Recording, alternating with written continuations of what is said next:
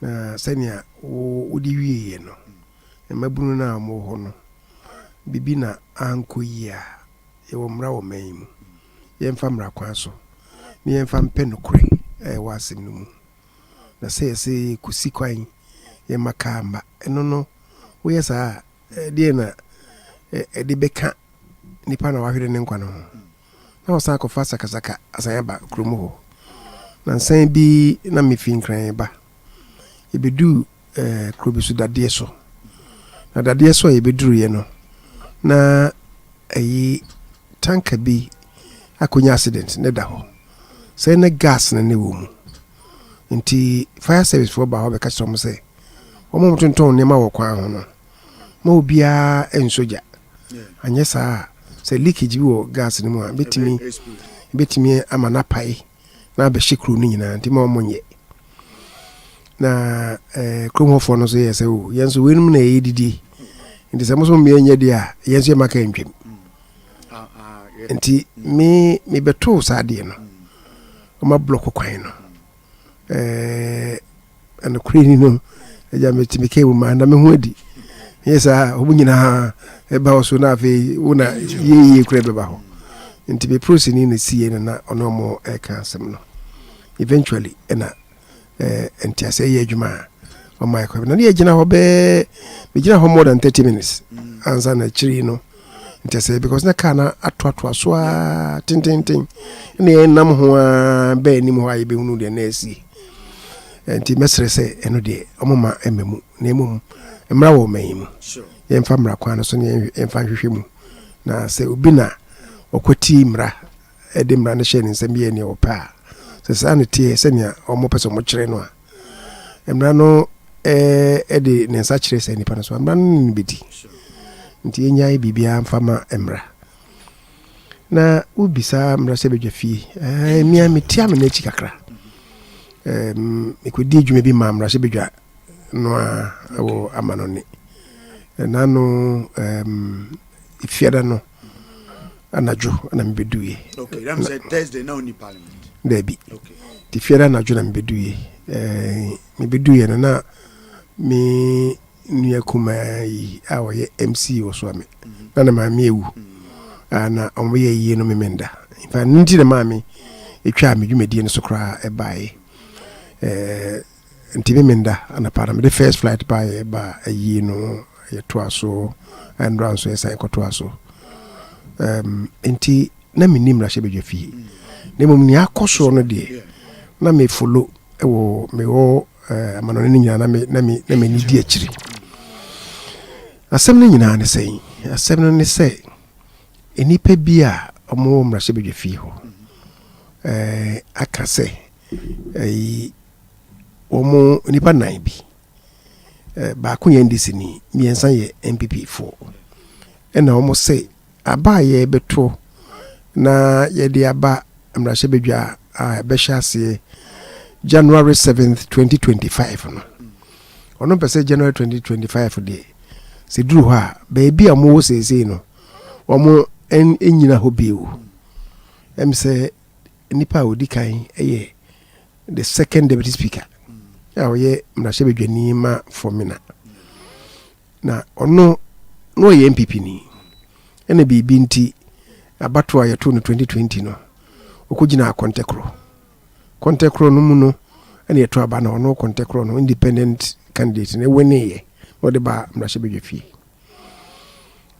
enei oda ho eye oda so ye mrahye bedwani no say mrahye bedwa be ba foforo no edie eduru ha obepese obedan no no obegina MPP ticket edie akopre na yato abanama no ne no na enipa miensa bi nso ka no miensa no mienu MPP 4 ena ba ko usuhum ena ba ko aguna I think aguna west Cynthia Morris omo mienu no MPP 4 ena omo so say aba ye beto dia ko next year parliament no omo ye MPP 4 say die nanso next parliament to aba ma omo ba dia ompeso mo ye contact for omo ba as independent members of parliament nipa oka ehon bio no IFN no Honorable Aka ono so ye NDC ni ono so se ne party eni na yi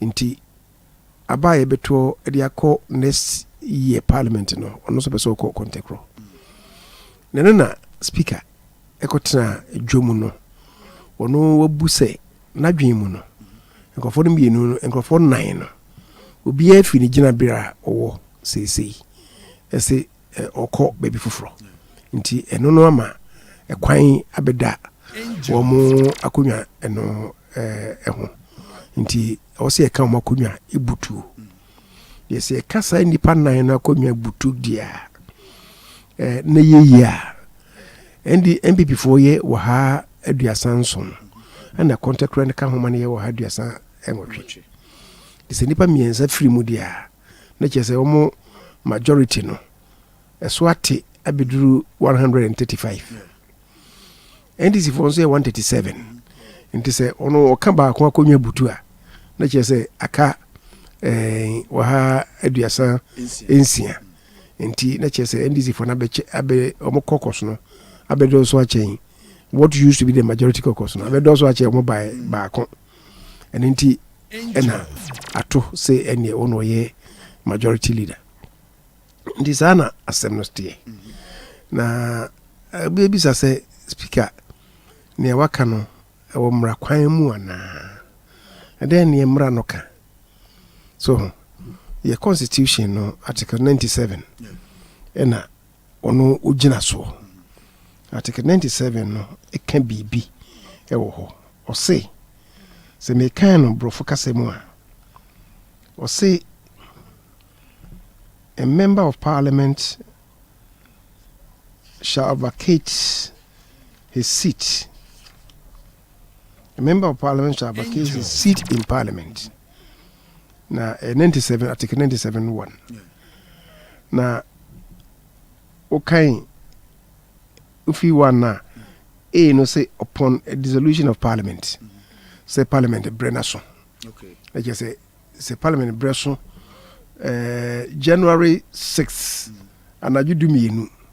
So, if you want to know, be your knee beam. And yes, I suppose the speaker. Or say, if he is elected as a speaker of parliament, so I am Rashe be your knee. Na say, obey speaker. Obey speaker, no, or Kunyano. Like I say, a Kunyana to. Or say, you penny powerful. Or say, pay the papa for Beshaw. Tesenia, and Abu do a Jaho. I was a Jahono, a member of parliament. And obey speaker. Until then, obey speaker no anakunyano. Ye kabutu and ye kway by election. Aveno. Inti, by yes, asem no, and a speaker can host him. It also means or say if he's absent without the permission in writing of the speaker and is unable to offer a reasonable explanation to the Parliamentary Committee on Privileges from 15 sittings of a meeting of Parliament during any period that Parliament has been summoned to meet and continues to meet. And no asem no and the bar adjusafo. Yeah. Asem no. Say ya trase say ya bar stetena. Boshe Mensah ya kwa stetena. Na say e move the do nenum wa ma parliament. Na say went me answer speaker. E kwan. Ama kwan. Na say they do the nenum ni wa.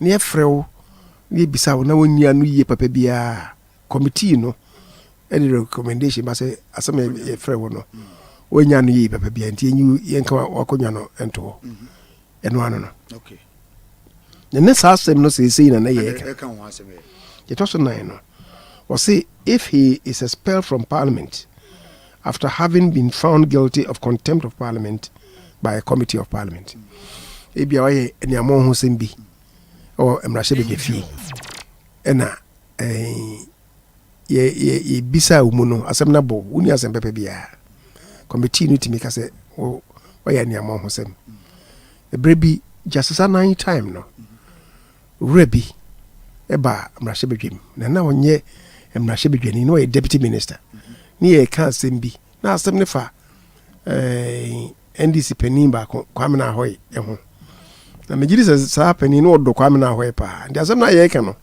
sa penin no de echampo na NPP for also the first MP you call your kusi anan wo bekwai ne friend no ura a champon the champon for me a champon ba hakono e free na konwa so e call e crosso e by the other side e ko to ne twede e ko to a champon bekwai twede anka o person ko to share no so bono na she beje fie ho na nya se papa enti ebo speaker man ye sa sema esiri no speaker nan e da na chi sa asem no wonde wa hu ni siye and yes yemfa no nko ayi privileges committee am say asem no chew pe bi ba mu akiri e ma yetwe asem no esan ye but say asem no ko privileges committee ena nke ye ko ye no e bo no a nke wono no ana wo ye mrahye bedwani a ka yetwe na kunya ne si nchen so wato ai mrahye bedwa mra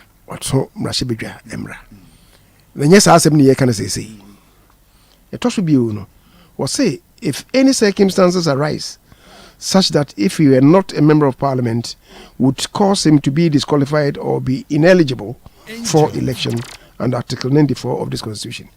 Say bia ya to abama waba mrahye bedwe fie ho. Nanso asem bia na esie ewo wabrabo mu na nedi say nanka adedi anka ya to abama. Anu bi ne si ewo Asin Central. I got to about Hono.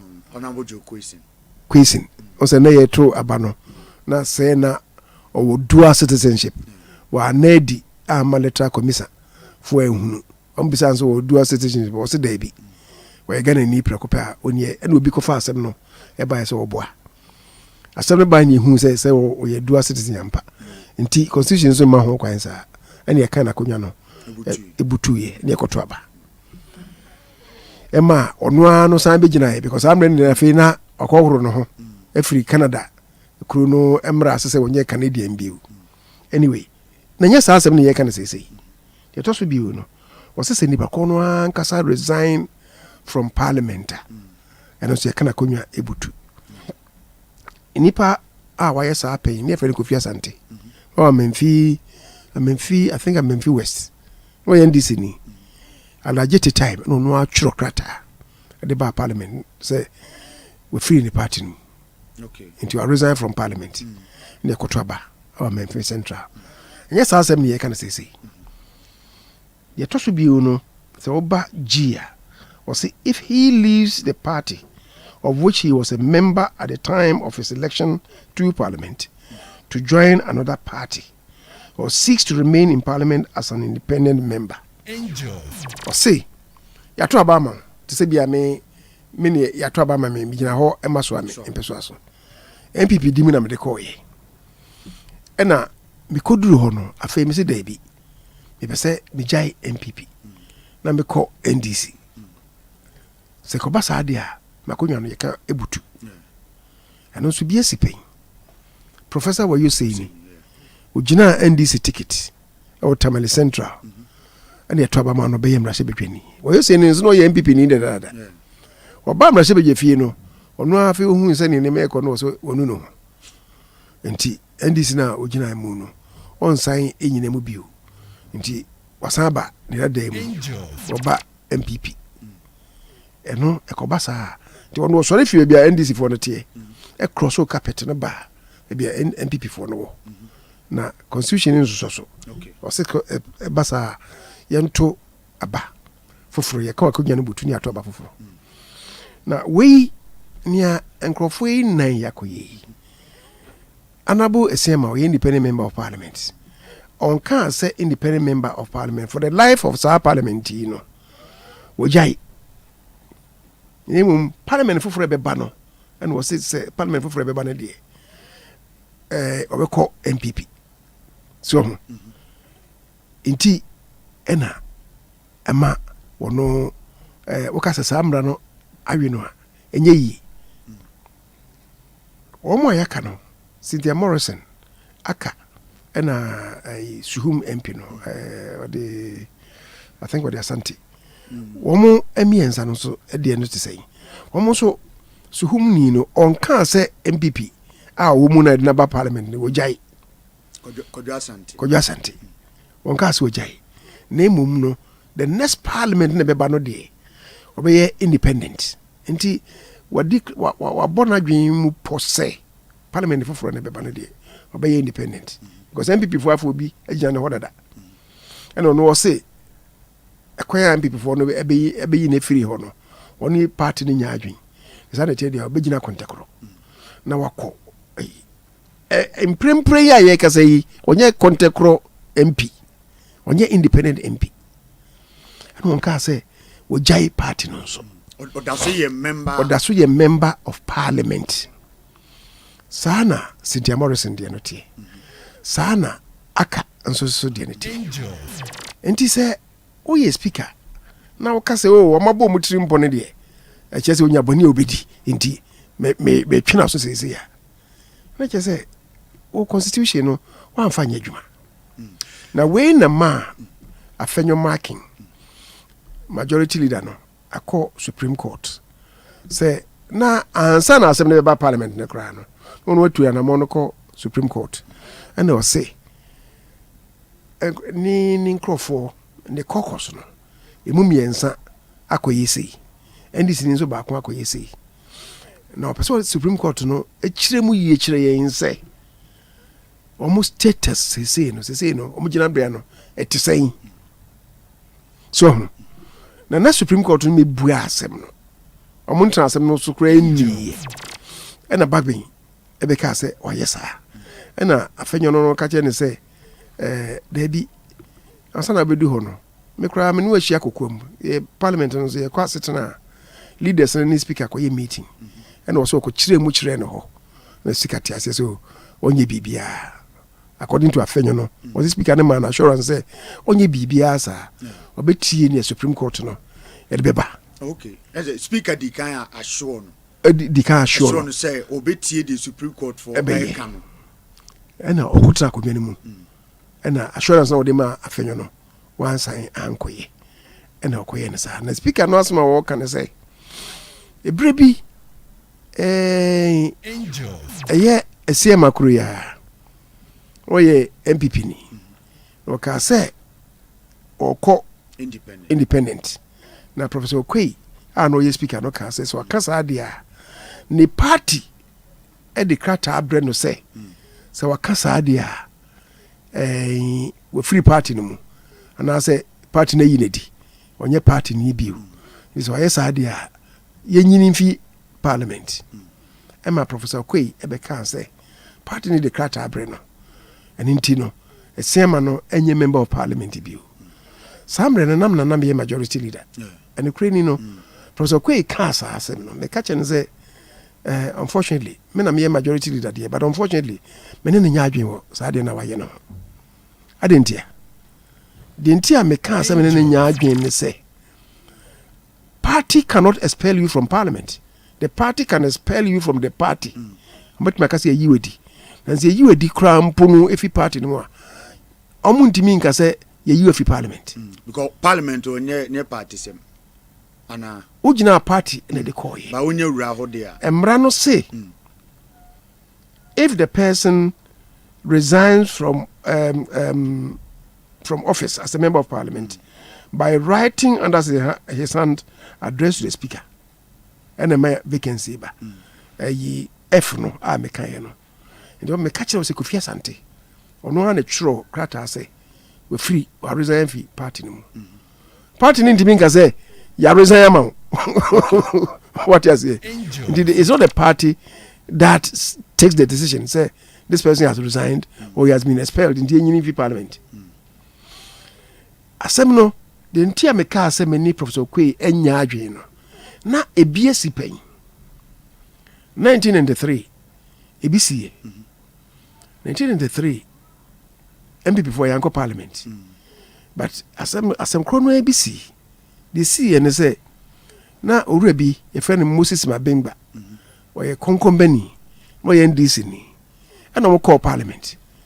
They then whip for the NDC near friend of Alaji BA Fuseni or a Tamale Central MP. One royal whip ma NDC. And I almost can't send me on Rasebe fee. And I will know what can't say. Samre ni muna na konkomani na numba fo nya ayi ntokwa e wo srem ana Alhaji Hussein no ka se konkomafo no mo anyae ne omo ye no a nsase na omo teso no ye dagombafo nsase nti omo abepam wo mo free nsase no nyina or you should tell me we shall flush you out. The Dagombas shall flush you out from the Dagomba lands that you occupy. And the man Moses Mabingba no also the year I can't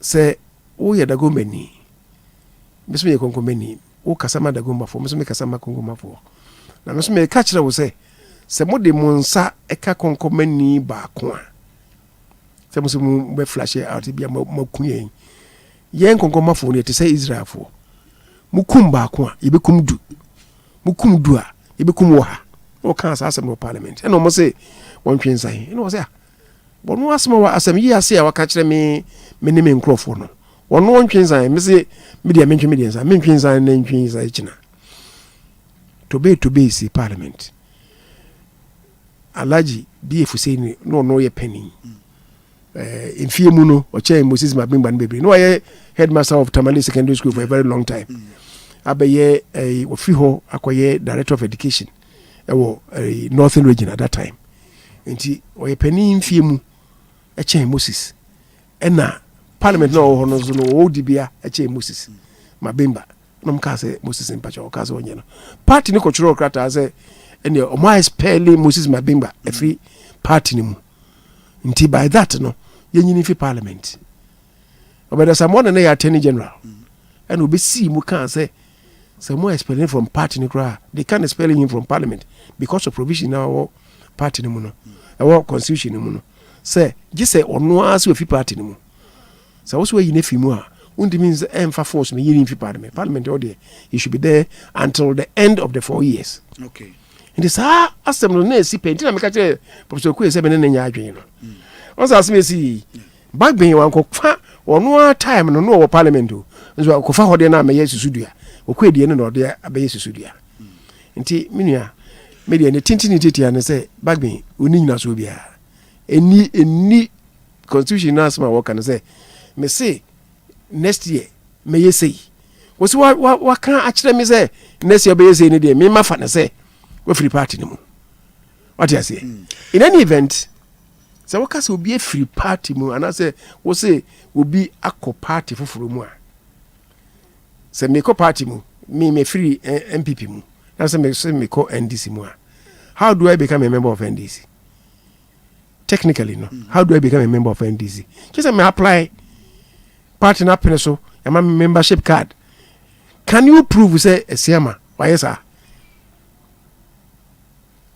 ena you see asam no kra ne kofa bae no ena ma ne yehu kakra asam no kofa bae ne say haru na dusu ena tamale omo ne rally ena oye ena wokaso asam a esi die se ko parliament me ga ko trigger provision na wo constitution mu nti me ga ko catch the speaker say ne esi nkrofo no ye omo fi parliament ebe ye nti me de petition ba koma speaker Haruna this petition no abre speaker mpa na ye mra mu no ne friend stand here this no say obi the petition bre speaker no man ho kwan ba kono the speaker no the petition ba no yes ye man ho kwan no meka ho asem o mra se be fie ho wo ka ho asem wi a na speaker na bochire e de ama ba so for from petitions committee so mo ko hwem no mo fa report mra her na do petition now the buy unti petition no na say obama na kwan ma na yes o ma na kwan ma na nye no o mo koye na to forcing eye minority da no sorry say o ye urgent statement ye mra no so no e ma ho kwan me statement na emom statement de so be a statement by way of giving information. Statements are informative. The information emma ye bo assembly hu dawru kwa nti bia na obeka asem no na bia nyansunso aso bia ho the speaker ka say okay nya wakanti no bia minister ebi Are we responsible for as American? Emanimra, no much I say muyi. And the speakers gave directives about statement to be making. Statements na nkasa no improvoke debate. Enti so be a statement a. Now so a statement nti make a ruling e wo ho a. I don't even fa neighbor. Your rules no e makwa say obi ko statement house maybe ruling on the statement. Enti eno krambo no are completely out of place. Na say eno na Supreme Court say ya ma mo fair hearing. I nka wo say nka sa agrofo no mo ye affected and say the wo kan say nka or the better parliament or no we are yet a cool mom him and san nebia ye take a decision on it. By way the Ubia and him speak and quantity generally 2 minutes to take that decision. That is also another matter. Mintie the Supreme Court no kind ye. Afenyo na ekase ya momo ekwan. Meaning the Supreme Court no kind the same thing. Yeah, according to ne way now what he went to seek as Supreme Court no was say back be akase na ono na say ya momo hearing. So nti yen stop the execution of a ruling na speaker amano say it should not be executed. Nti the implementation no injuncte say until Supreme Court be tie asem no. And he say, "You must add in the age, so what I say, and that is something. Me a holiday, me yikakra, my own thinking. If you read the Constitution now, will say a member of Parliament shall vacate his seat in Parliament. When Kofi Asante wrote, the Speaker read the letter, and that was it. There is that automaticity. What you saying? Cross carpet, no. What you say? Say as I constitute have committee be say. And then I say, "Sir, technically you hold it. Me will difficult kakra." Okay. However, afenyo original written out the Supreme Court no, or no o seek interpretation. Say, and go for no o declare intent. Declaration of intent, does it amount to vacation of seat? Supreme Court the sad beba. I'm going to buy area. I think it will close the chapter. Okay. But me, I have some worries about kakra about the way speaker. Yeah, no, you need many billion. On say confusion about Bebre or Parliament, Unfortunately, Bebre no speaker no so. His own understanding or misunderstanding of the Constitution. You trouble man, and you can say trouble man because you choose as the speaker. The speaker or no one can say you trouble man. Because you trouble will be on say the person's position is supported by figures. Will be any person in the trouble man. We move to a speaker. Confusion about we adopted him as the speaker. Obey speaker anyway, and we say Ghana Parliament is a hung parliament. You can say hung parliament. I should say. Numbers no equal, split down the middle. It be a way 100, way 100, way 100, majority 100, minority 100. And your friends say hung parliament. And the hung parliament, say a kobasa leadership. You need clear majority leader. And Tibia, yes, okay, and your friend we, leader never majority leader for be a 1 year. The way minority leader no, after 1 year near switch it. No, we have a minority, no have majority. Sana hang parliament tie. Ghana's parliament tisa. The caucuses majority caucus na ye majority by just 1. Slim margin +1. But who win by 1 who win we can declare you winner. Because the Titus Glover. Any pa trouble. Any pa miensa and what they win you. He became the in the part thousands at 3.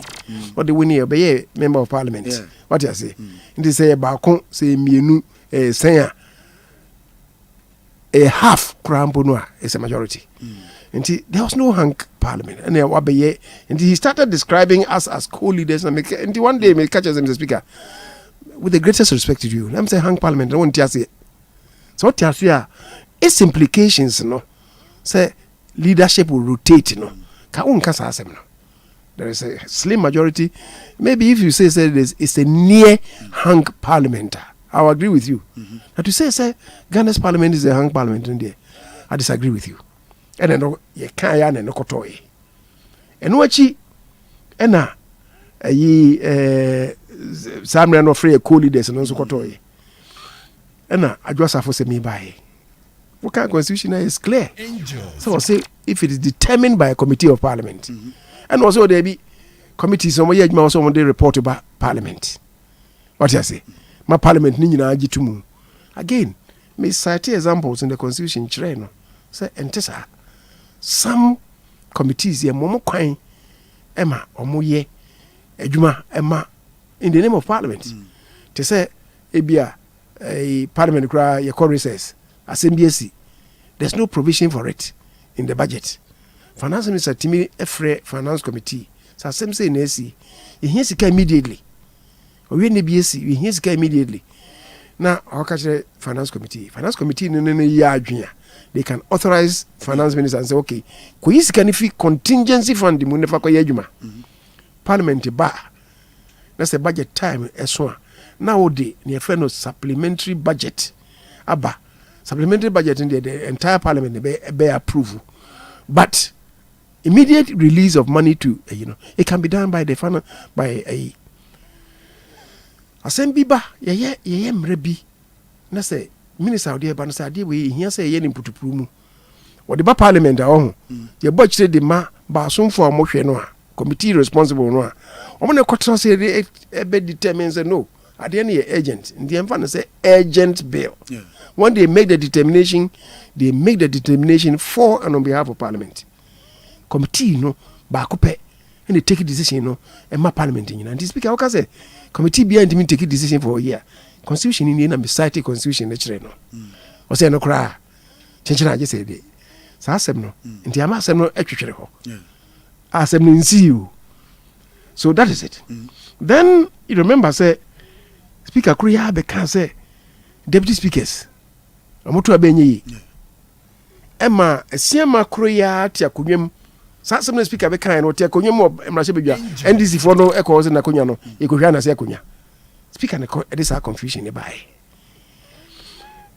nanui ya say LGBTQ emra private member bi e dia ba constitution no kan tesi say ye emra na se mra no ebe me akoyi sikafi oman no fotuo mu e dia yesa e dia implement mra no a sa mra no parliament as a whole no kura ntimi nka mo munye mra no ana se individual member of parliament bi ntimi ko fa ankura bi o ye mra hye bedwani ntimi ko fa bibi mase enye no mra LGBT no ayeye no ena amana akusa no supreme court be kan ho asema o munyanka ho asem no because constitution clearly sanity and the speaker yes I don't know make on ho catch and say Mr. Speaker ade a wo yi wo dey asem eba Ghana because wo time NDC time I know better some way attorney general no gender activists bi on say o mre bi e friend children's act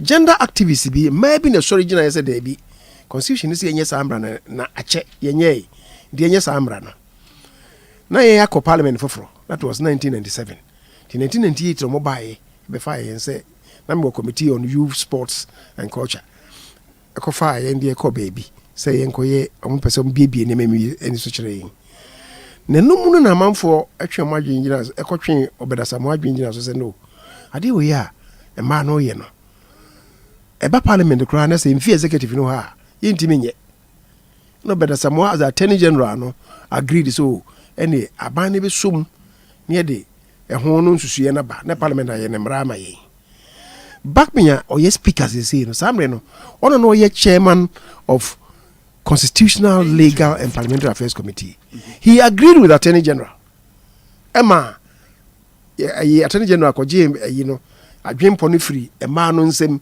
ena aban no kusiesie no de ba parliament as a bill and he pass ya abaye children's act no in the LGBT no the same thing. Mr. Speaker. He told me so. He was acting under pressure. The Ebehenia Bibia.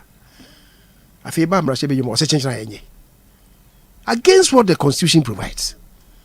ena akusa anya no nko nipa na ayi owura bi nso Madina MP o man de mre bi bae anti witchcraft bill say ukobo bi bayi Xavier susu ukobo bi bayi ni nema nema yemfa nkotum yedu kotum a say aban sika ne de behwe wo o yare ya de aban sika ne behwe wo waduani a obedi aban sika ne de behwe wo nti yentimi enye samra no against what the constitution says and also akusa president sign here because asem kro no a constitution say ukutu abanya gu na se achiwa ye bu kumfo angels emra no wo ho sasuya speaker man de ho bill by e parliament in pass and the president say constitution is say wo se ye ngokunu biewu ye muwa ne kumfo ye fa nkotum ni nkwa na nyina na che say you are amending the constitution through the back door by a bill.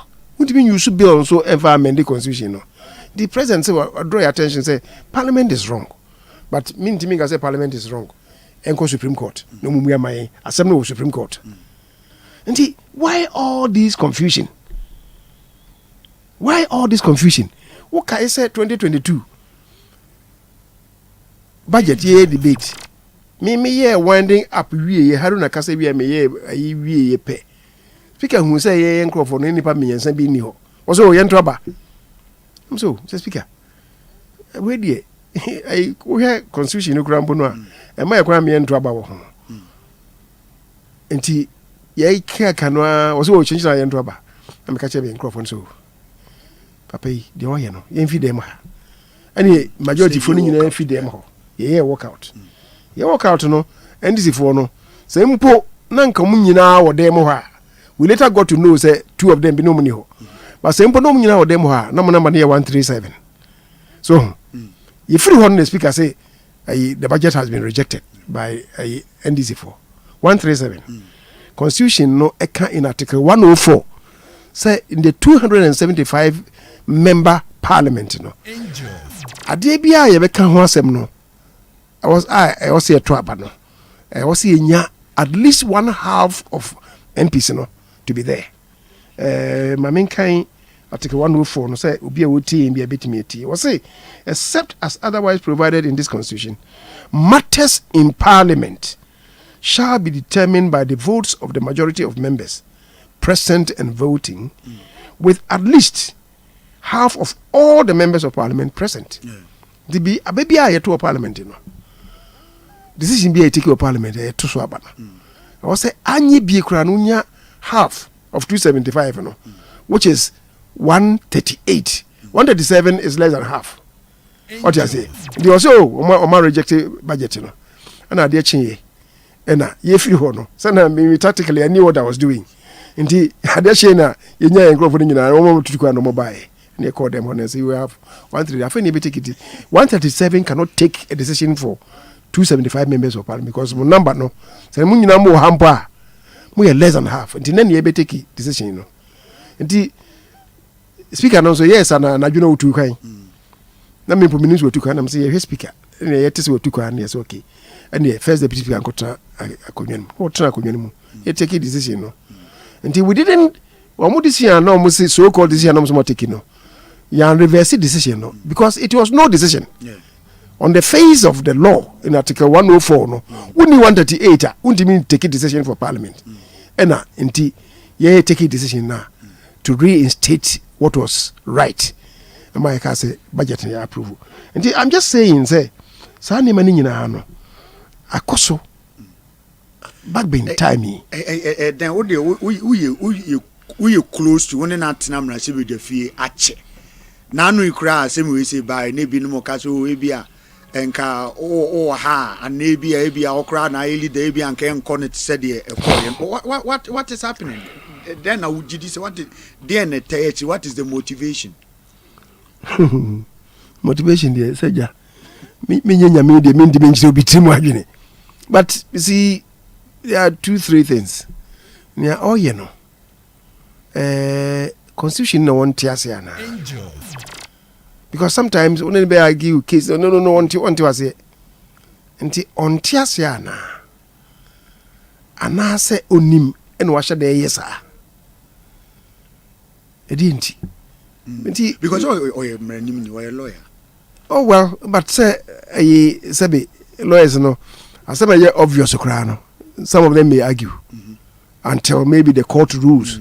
No, who say be at the now or yes, but and she say or the end they won't me argue. What's all this she any year? Constitution nekasa. And he say, ye cranny ye rules no. Say ye rule be. Na say ye inconsistent with constitution na. To the extent say ye inconsistent with the constitution no. Ye rule no then false. What you say?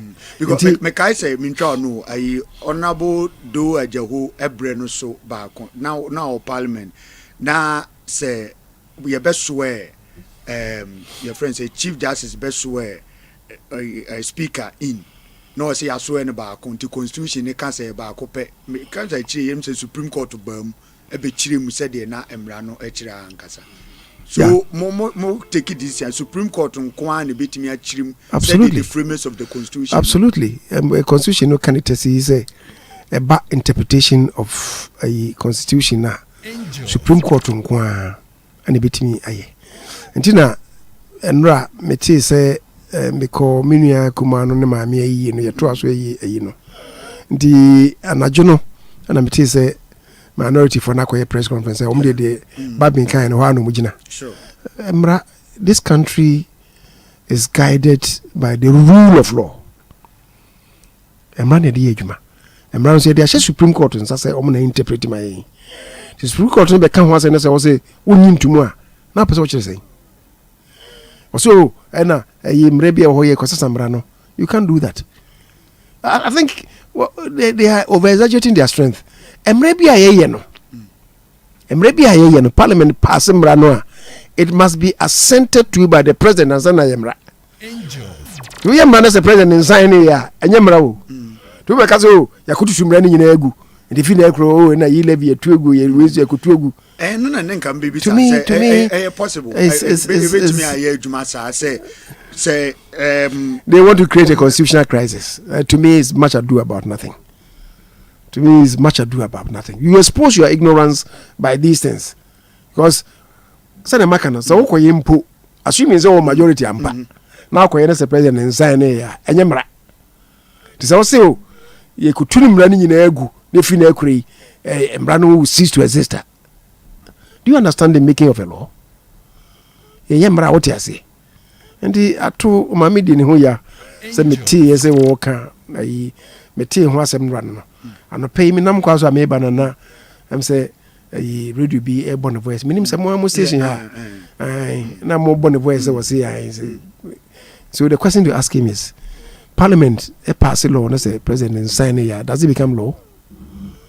It doesn't. To say LGBT make us say ya pass here akusa no, it's not law.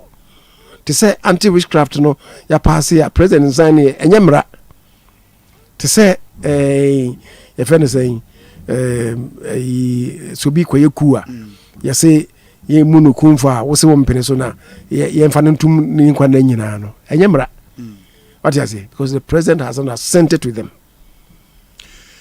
All right, so asemwa Dr. Kyei out to force in kind entimi nya adwuma mane nyi entimi nya adwuma. Okay. Ka me free parliament nanka Yahweh Galamsey ni kakra. One was the asma meka no. See and so article 106.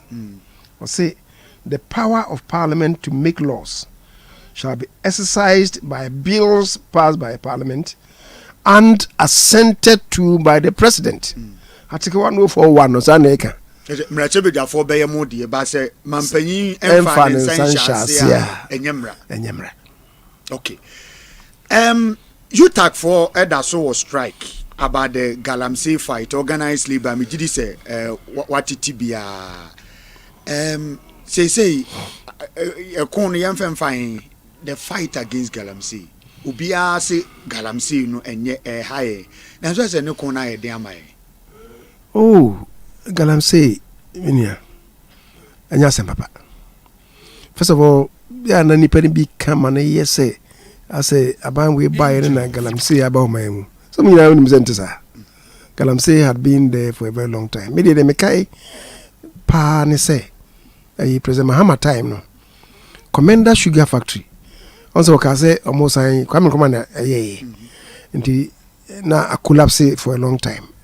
Nti John e bebe president no. Na o ka so pese osan e deba. Ka ya adwempa. Ba mo de ho hye ba parliament me ka say enya adwuma. Enya adwuma de nti. Ni nyina ne say Commander ho no. Sugar cane plantations na wo ho. So unu sa hwede edua ne nsuo mu. Ateche afro mu ne edua no. Nsuo no etika kra bi a also de nsuo guso. Wo de irrigation water guso. Na Commander ho no. Say wafa between Cape Coast and Itakrade ekwemu ho. E bia pra no etwa kwa no mu no. Ye fro beposo. Beposo ho no. Ho na enkroma ye factory no. One na ye twi nsuo fi pra no mu. E de ko Commander ko gu plantations no so. Now pra na ye twi mu nsuo no akogu plantations no so no. Sugar cane plantations no so no. Pra no nsuo na aye atecha no. Uni fa atecha no kogu nsuo sugar cane na so. Just any wo sone so. Wo treat. Wo de alum ene chlorine egumuma ateche no efini kodase ne nsuo na ni da ho na wo de eno akogu so. Ewiase baby eni hɔ a nsuo a ye de gu mfudie so irrigation water ne ye purify ansa so koye ne sa e be man the cost of production akosoro so nti me ka kire president Mahama say I don't know no ka ya dwempa de na so nya adwuma because of this eto so mienu hwe pra no mu no enwina wo mu nyina awu there's no fish in Prebio because of activities. Because of galamsey activities. Any cyanide, any mercury, or the guns you know. What does it mean? A drew a cofish in Mekukuno. Any paco mo becum. In Dion, make us almost say, impu a tin shunny, Nase, Emma cry ma a man anymore. What do you go a yinoswa? And food yanoswa. Sugar cane no more. A befa. Ade no root no ne hini no mu akom e commoness ye twane ko process de ye sekire no a obehu se e bi wom nti obewie no Food and Drugs Board and Ghana Standards Board ka say sugar na ya produce no anya fit for human consumption yaboka tu ogukwa did not until say be stop galamsey activities no sade no it will be an exercise in futility me kan omenti yakobo ho ka about $38 million ewie ni si ho no what you say ndi ankra ye ba Alan e be ye trade minister because how some say de ne hwe ni ye e be say e call revival it's not going to work ndi hwe ni ye me kan ye anya dwuma de me kan say galamsey no e how man na wo say nyina de adwen esi so woni de ehu pa ne say nye nsuo no kono mo say no aye ka ho asemi forest areas maybe ye koko enduane ye dua enduane obehwe no de amo ye no beko enduane no ye die ye guo no ebetwa no na bi wom ye di akoye mu wokoto mankani a wonko test ansa na wodi enti no obehwe no na mankani na bi na mu wo board a wokotwa wokwaye mu no a bengalam safe no akotwa no na edro ni bi wom ekomu a ema o cancer. The much more dangerous thing is that omen ye chi ba ko pa ni koko se bi ko ye koko boto ba ko mu na se ye de ko amanone ye ko tese ne ehunu se bo koko no enuboni bi wo mu a Ghana as a country is finished obi anto koko bi and that is the reason why I was here when you may ye pa and the galamsey fight no I was here me ni pray the hadwe wo mu ne say in 2020 when Akufo-Addo said say the presidency was taking sound of a fight galamsey no ni be see ensi so obe lusu kra eye no aye ni nyame dwuma no all kasa no the agents of NDC no monam say oh monkoso ye ndi e ba mama ye modwuma yeso obi di kwakubu ahen he was there nanu ya president Mahama wo nam wo kona pro ya wo san assure mo so mo ya chi mo di mo gu mu kra ma hu se mo nu ho de me de me ba me jai mo. The strange thing is that omo demonstration in fa de no no. Why is nobody mentioning the Jomama ekeka? Say, Cratchy, so cancer there, nature say, Kalamse no pese kutia, nature say, oh yeah, mamorenu. Nobody is addressing the President Mahama Eka. Why? Nature say, Mamma demonstration, no. NDC for no now, you would have Brunina by Temochina Moyasana. Otherwise, he should be the first person to confront to say, Cratchy, I do not say, you know. And I was so hard on mine. And I offer to have a catch a kufu to say, Massa was so me only edgeman. What I say. So I'm just saying, say, you kutia. I agree with the principle, so we should fight against it. But when you know, I was a kaboom, minister or IBI, so ma concessions, Minerals Commission.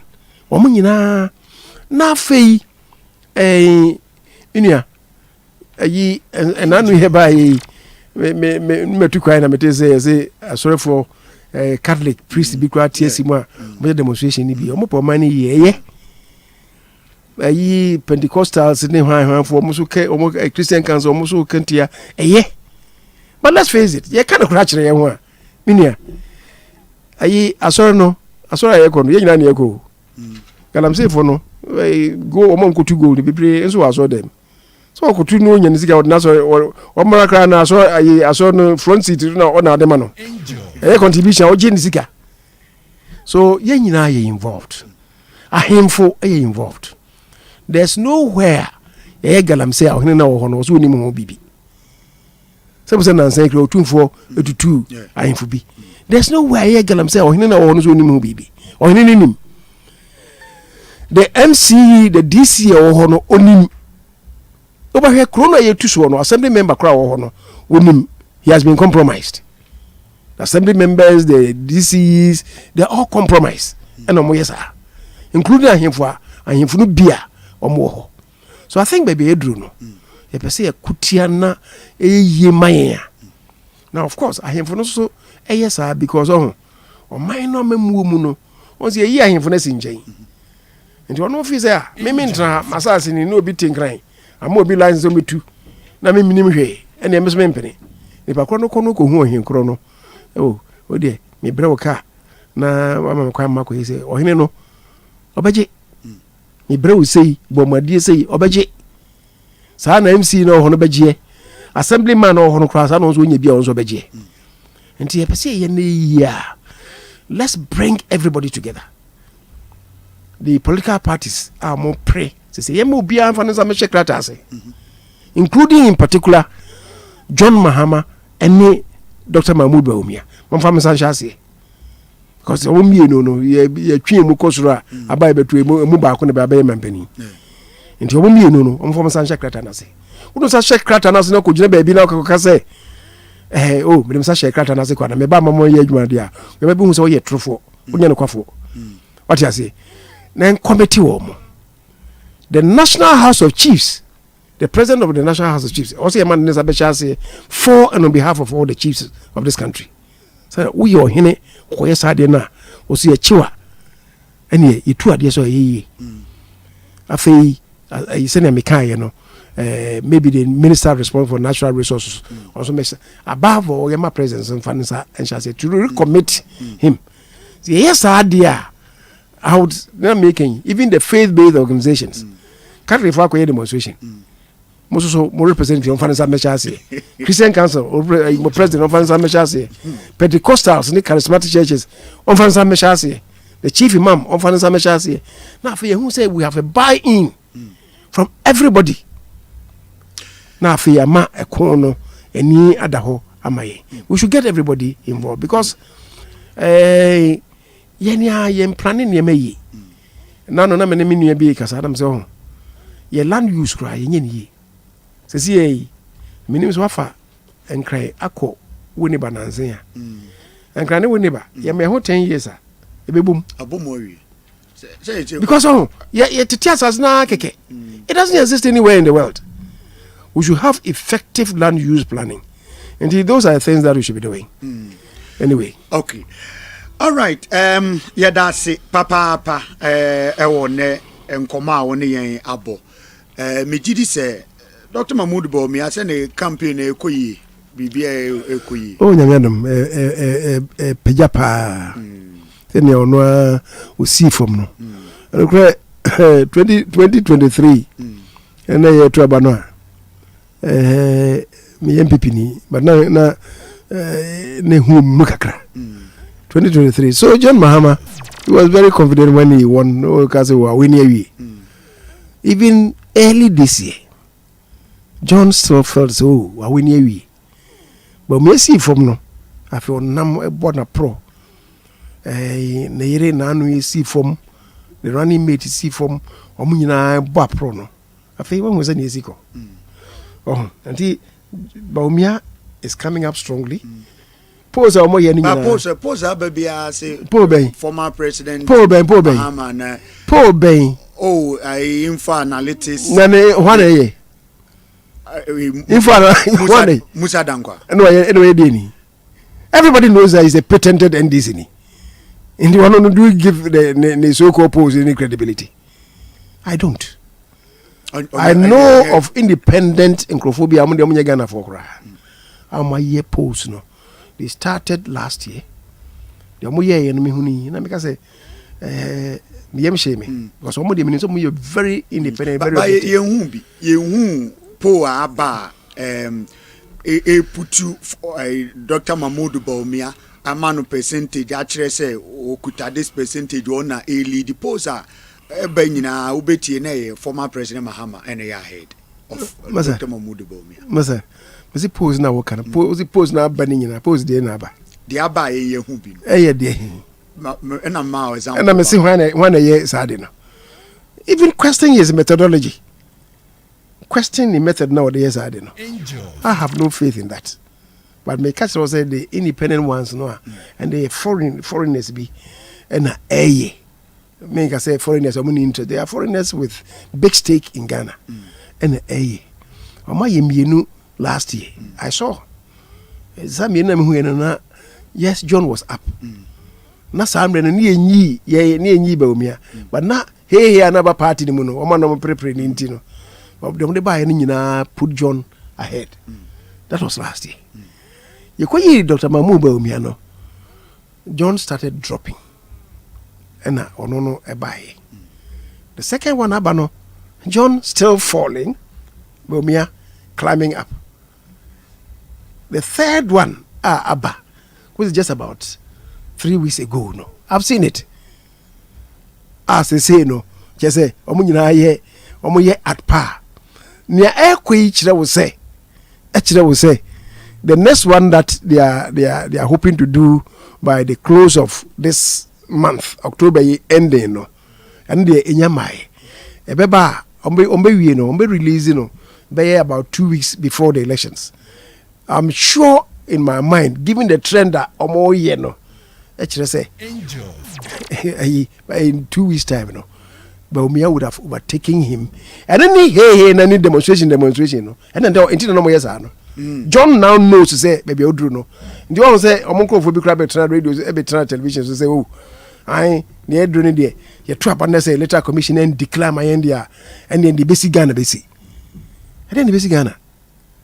You trap from every polling station, Yabobo, one number of polling station A, police station B, police station D. One for Hobby and Mrs. Annetie. You can't at the national level. I was you declare my one. When figures let's just lose, won't you say? And the infant chain. I'm very hopeful. So the trend in the economy, you see. You see that Baumia will win and win decisively. And that is why I think NPP for no so many no more year Juma Dane will form. Because John only message be angel.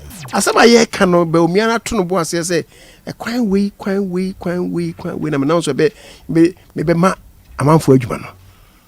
John talks about maybe my employment. Employment when I'm coming on my employment. Or the way you should the 24-hour economy. Maybe we see say no. Say wo a man for moon no. Say be producer. Omo man kwachiria. you can't employ them. What do you employ them? I buy and say, baby, no. You say develop. The first thing that we should do is to develop our human capital. And then free senior hire the buy. You shall say about 2 billion the first year. What say? So they were 2 billion now. One franc was free senior hire. Then you started talking about the first year when the free senior hire no and you had the papa. And then what's your yama okay? Nah, Oba betwaso. I didn't know say yard papa no betwaso. Over 2 billion question. I feel was a yama kwa betwaso. We are not being truthful. We are not being candid with Ghanaians. What you say? Yeah, be one district, one factory. Oh, you can't qua. You can't qua. And then obi ehunu factories do a etimia ba. I be added to employment. You didn't mean any. But that is the way to go. But umia was say yenye digitalization to expand our economy.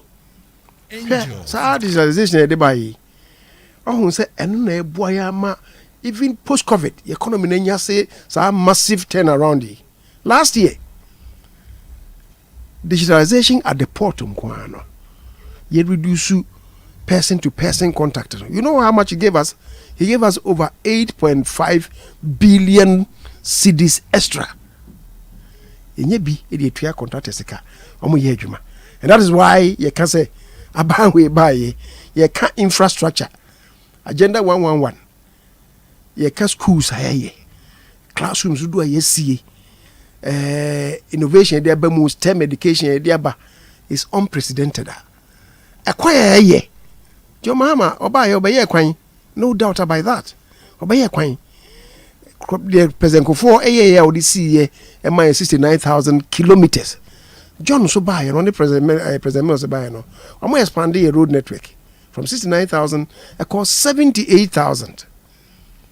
I'm de 9,000 kilometers extra the car a national road network. A kufa to buy a nay no. We have expanded the road network to 103,000 kilometers, an addition of 25,000 kilometers. Unprecedented. What you say? We are moving on. Economy. John Mahama, nano me wa no name who say I the next year in the economy in the Ebeka wasem. But me say Brahma economy now work wasem no. But me who debate I was member. Economy no. Even post COVID. On Ghana phone could be. Me say even post COVID no. Wo President Mensah who ya buy no. The average rate of growth of the economy registered under John Mahama was 2.9% every year. 4 years, no average 2.9%. Even post COVID, I could afford to buy first 3 years. We grew by 7%, averagely for 3 years before COVID. COVID be bo mu krampo na fe COVID ni mu no. Check it. We nosedived to 0.5%. 0.5% no. Following year ba say 2.9%, 20.3, 2023.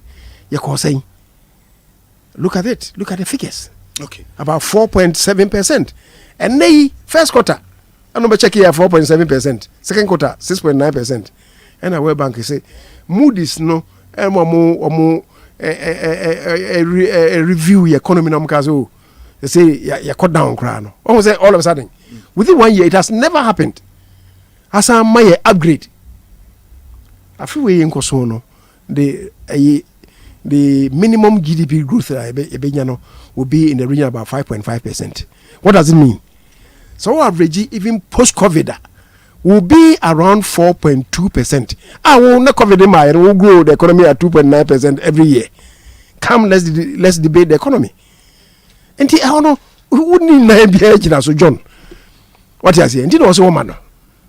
That's why he says it's not coming. But was she a Ghana phone? Because also Ghana phone. You are denying us. You are denying questions in last year. You can't. Can the same thing? Dr. Mahmoud Bomian can't say or ne market two men the phone could debate. So he's telling him same. So non so pay debater. Ghana for now almost so much or no debate. And the maker says they say the economy is having a serious rebound. I know. Is he denying that?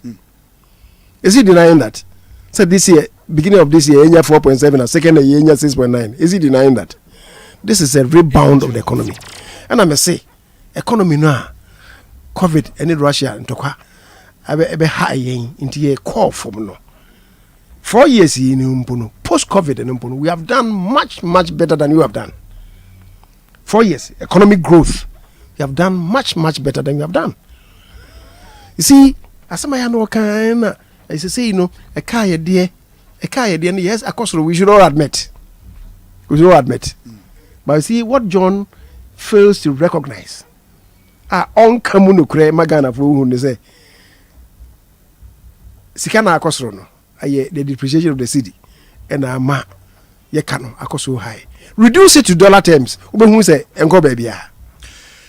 Only 20 dia no who say John Mahama on the time no who the dollar terms who say no okwani wo che baby nami.